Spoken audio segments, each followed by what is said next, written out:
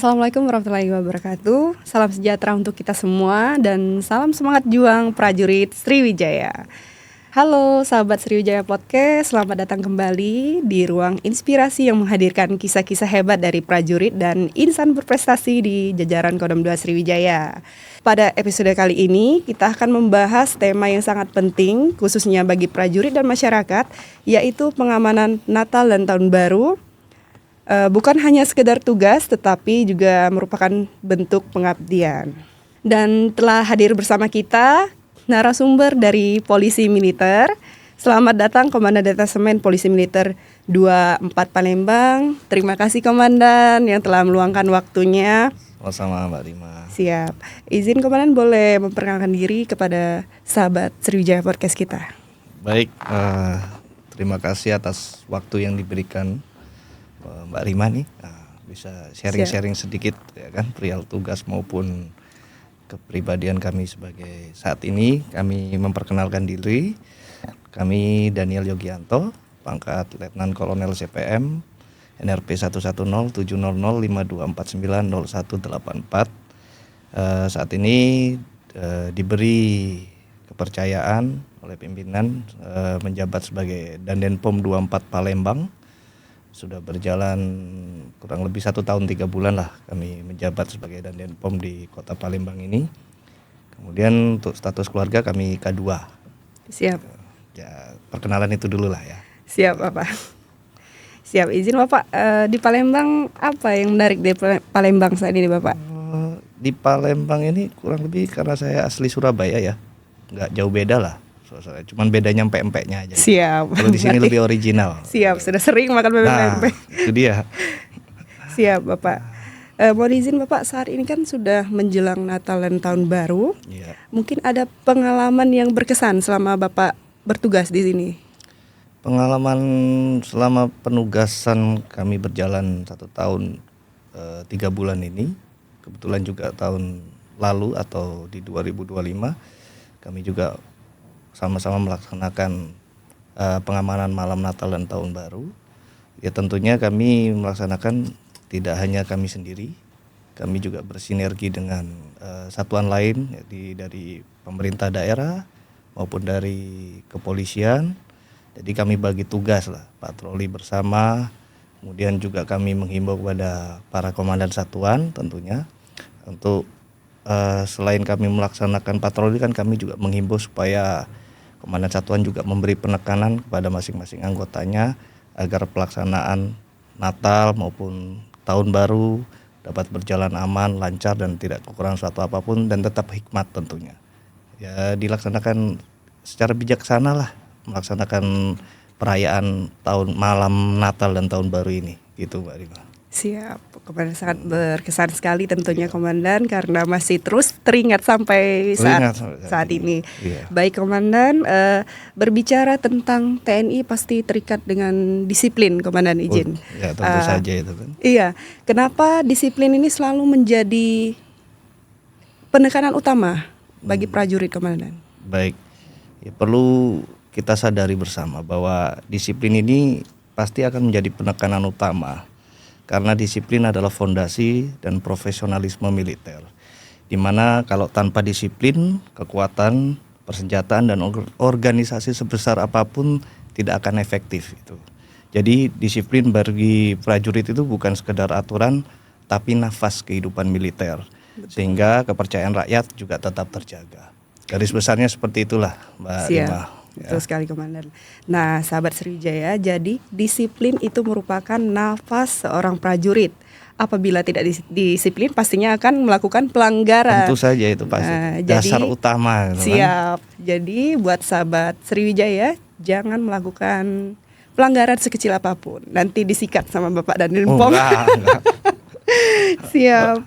Mohon izin Bapak, bagaimana Komandan bisa sampaikan tentang penegakan disiplin biar sahabat Sriwijaya Podcast bisa mengerti dan tidak melakukan pelanggaran disiplin. Jadi sebenarnya polisi militer ini sebenarnya mohon maaf ya tanda kutip bukan menakuti. Memang kita mempunyai tugas pokok yaitu sebagai gak kumplitatif atau penegakan hukum tata tertib di lingkungan TNI AD khususnya, yakni kita bertujuan tuh yang utama mencegah, ya kan. Terus kemudian jika mencegah ini masih ditemukan atau adalah sedikit-sedikit, ya kita lakukan penindakan.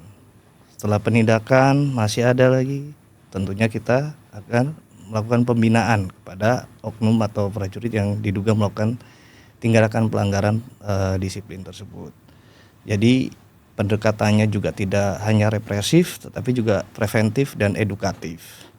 Karena penjelasan secara utuh dan sistematisnya seperti itu, kami POM ini tidak hanya sekedar menghukum pelanggaran, tapi membuat atau membentuk budaya untuk prajurit ini tetap melaksanakan disiplin sebagai nafasnya. Itu saja sih, Mbak Rima. Siap, Bapak izin. Nah, sahabat Sriwijaya, apakah masih mau melakukan pelanggaran ya, karena sudah tahu hukumannya, izin Bapak.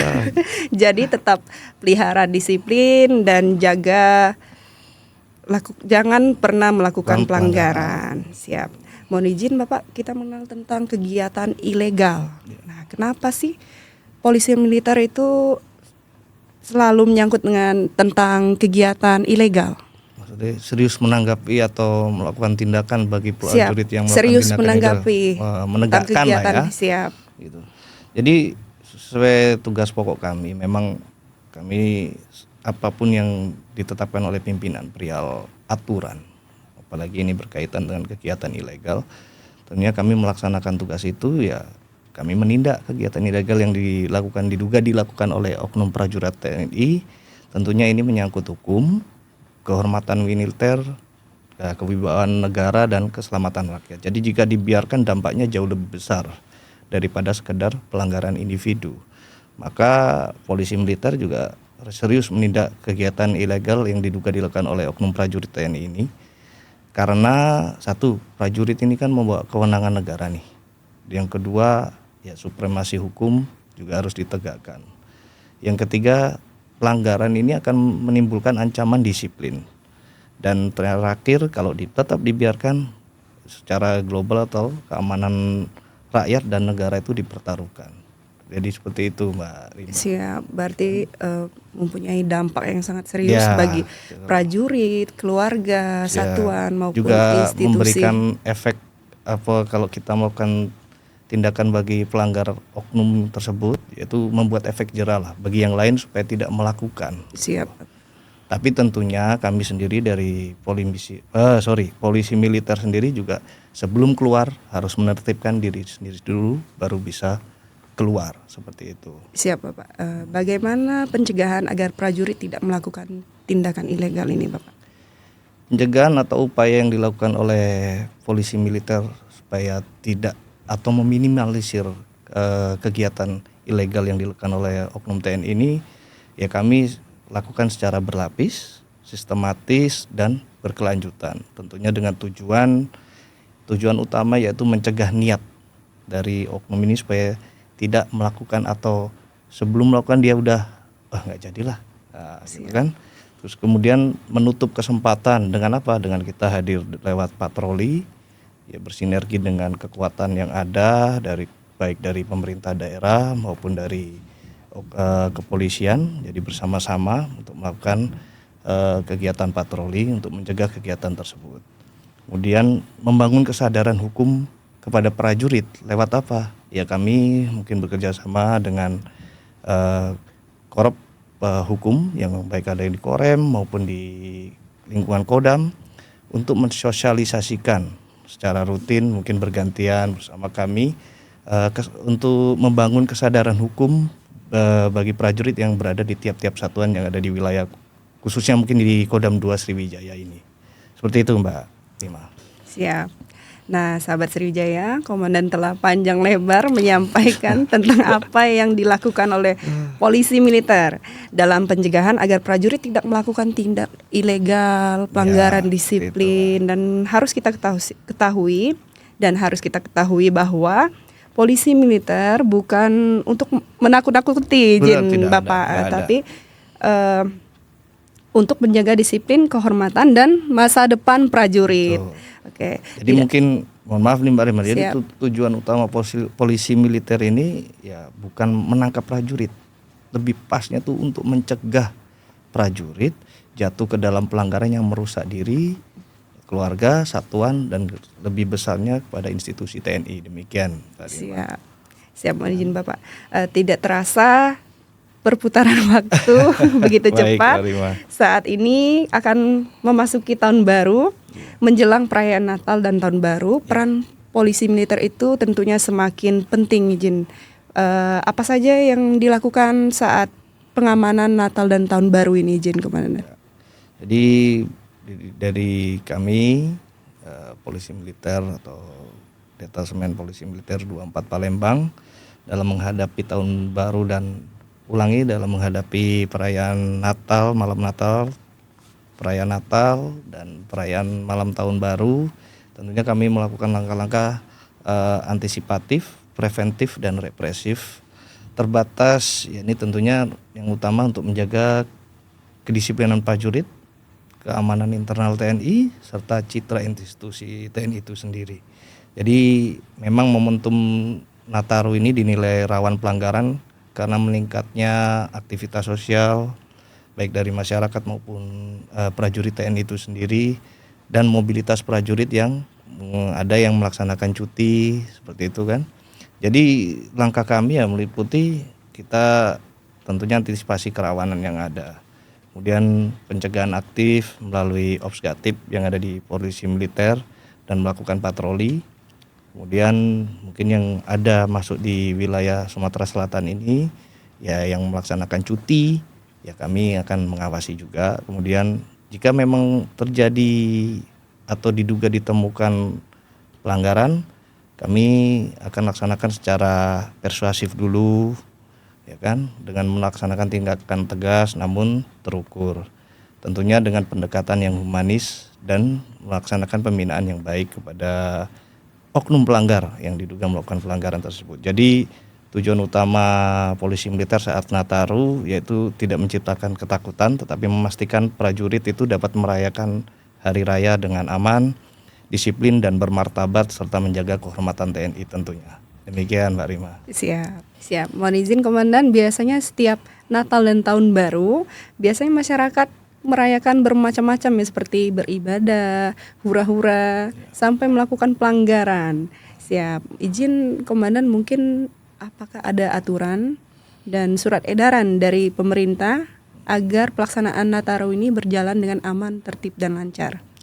Baik Mbak Rima, untuk dalam mengantisipasi perayaan malam Natal dan Tahun Baru serta kegiatan apa yang kami laksanakan, tentunya kami akan melaksanakan sesuai petunjuk pimpinan atau perintah atasan baik dari surat telegram Panglima TNI, Bapak Kasat dan Bapak Panglima Kodam 2 Sriwijaya.